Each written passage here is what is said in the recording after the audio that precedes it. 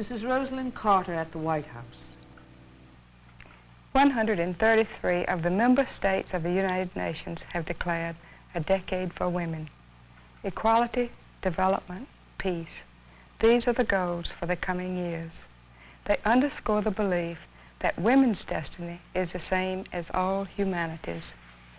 The struggle calls for a basic commitment to human rights, and American women know that by strengthening their ties with women from all around the world, they can be a great force for change.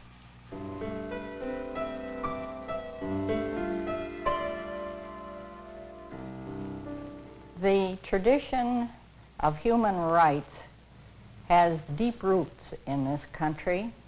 In 1840, Lucretia Mott and Elizabeth Cady Stanton went to the World Anti-Slavery Convention in London. Even though Lucretia Mott was a delegate, they would not seat her on the floor so that she could debate the issues of the day. They said that was not the proper place for women. These women were internationalists, but they went home pledged to do something about women's rights. For these women, right through to the early part of the 20th century, votes for women became a critical issue. It became an all-out struggle, both at the state and federal levels. Women were ridiculed, arrested, but finally, the vote is won. But this was just the beginning.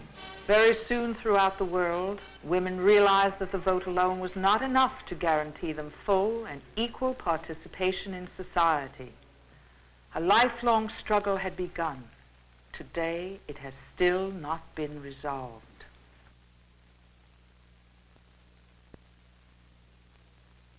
With the growing awareness of discrimination against women, the United Nations set up in 1946 a commission to study the role and status of women.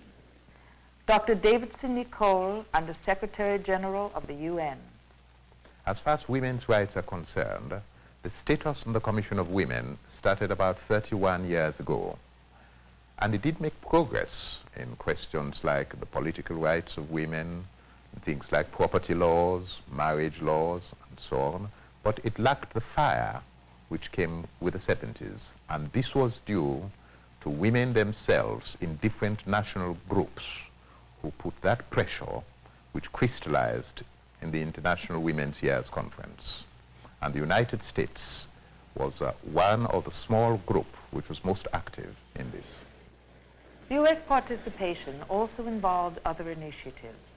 1973, the U.S. Congress passed the Percy Amendment. This law requires that American foreign aid programs give attention to the particular and special needs of women in developing countries. Senator Charles H. Percy.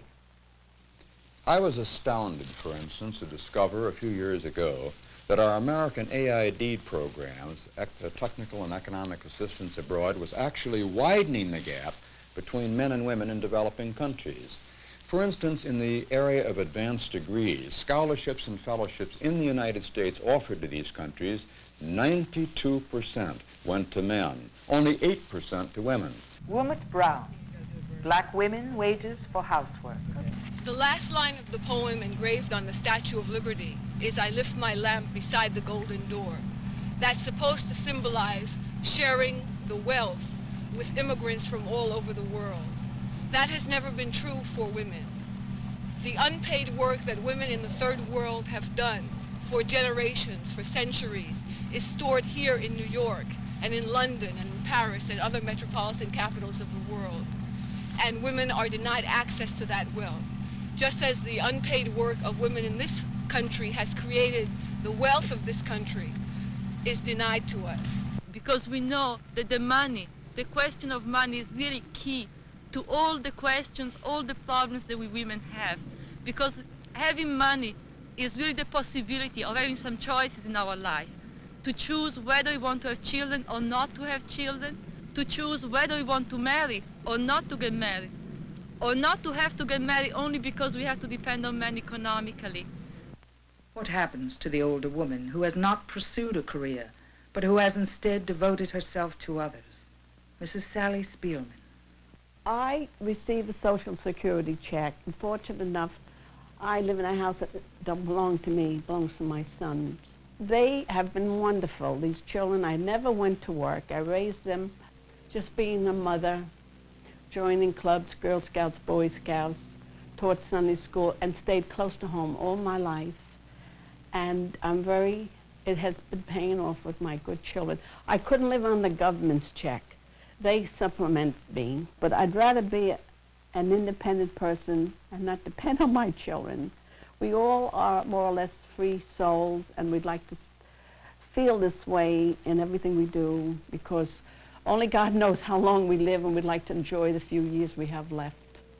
In 1975, a presidential executive order establishes the National Commission on the Observance of International Women's Year.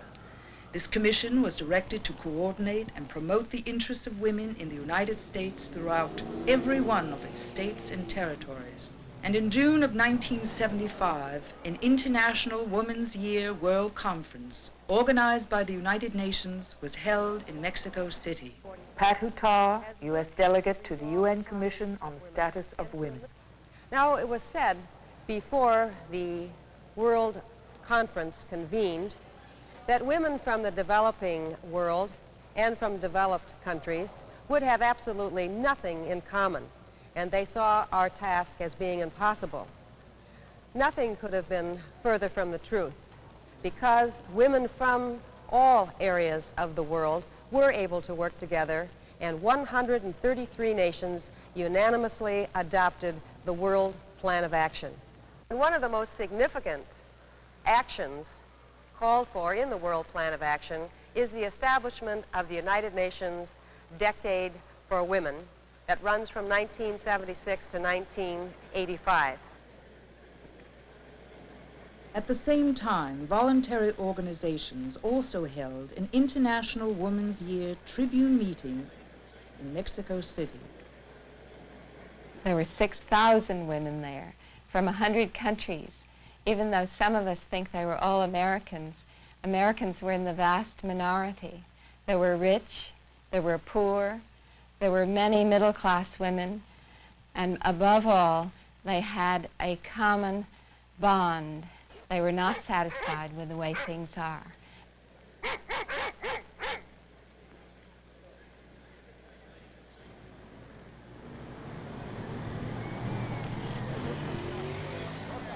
A tin miner's wife from a tiny mining community way up in the Andes came to tell us that their struggle as women was a struggle for survival, that nothing would change until the total economic structure of the country was changed. If women's situation is to change, women themselves will have to change it. After Mexico, women dispersed, but women and women's organizations and associations of both men and women continue to discuss the themes of International Women's Year. Betty Reardon, the chairperson of the Tribune panel on peace and disarmament. The whole of the International Women's Year and International Decade has been inspired by the idea of peace. Peace not just in the sense of eliminating war, but peace in the sense of eliminating human suffering. The business of dealing with human suffering has really been the business of women, what women's lives have been about for centuries. And now more than ever, we need those skills and those concerns in our public life. We need to have women taking part in forming public policy, not just for this decade, but for our whole future. Malika Wathratham from Southeast Asia was a Tribune panelist on social attitudes and tradition. Organization of society right now is in the hand of men. Therefore, if women are not concerned about this issue and get involved in the policy level, women will be left out totally. For me, I think that if this decade that we declared Decade for Women and Development, if we still see women outside and men inside of the planning room for all these key development sectors like population, energy, food, I think that the decade has failed. Margaret Heckler came home to co-sponsor a bill, along with Bella Abzug, to finance and hold the International Women's Year state meetings and national conference. As a congressional advisor at the International Women's Year Conference in Mexico City, I saw women from all over the world coming together. I realized that if women's lives were to change in America or anywhere else, it was necessary for women to change themselves. As a natural adjunct of that conference, I wanted to bring the experience of sharing to the American woman, wherever she is, wherever she finds herself. And therefore I co-sponsored a bill which authorized an International Women's Year Conference, nationally, to be preceded by a conference in every state. The point of these conferences was to attract women from the broad spectrum of America to share with each other, regardless of income, regardless of race, creed, color, philosophical point of view, and whatever other barrier separates women. The point of the sharing is to look at each other, to compare their lives, to consider the yardstick of justice for all in America, and as a result of these conferences, to guide the Congress and the President in terms of legislation which could be helpful to women everywhere. Equality, development, and peace, the goals of the International Decade of Women, can only be accomplished when there is equality, development, and peace within our own society. We participate in a historic moment. We are holding state conferences, and we will be electing delegates to a national conference from every state and territory of this nation. This is the first time such a thing has happened with a law and funds supported by the United States Congress. What we do with these conferences will make a difference in everybody's lives. We will reach consensus, and we will continue to have differences. But surely, we have, for the first time, the tools with which to make a difference in our lives, in the lives of our children, and in the hopes of democracy. For women, yes, but for men and women in this country, and I think having overreaching effects all over the world. The promise and potential of our future lies within each one of us. The decade of our destiny begins.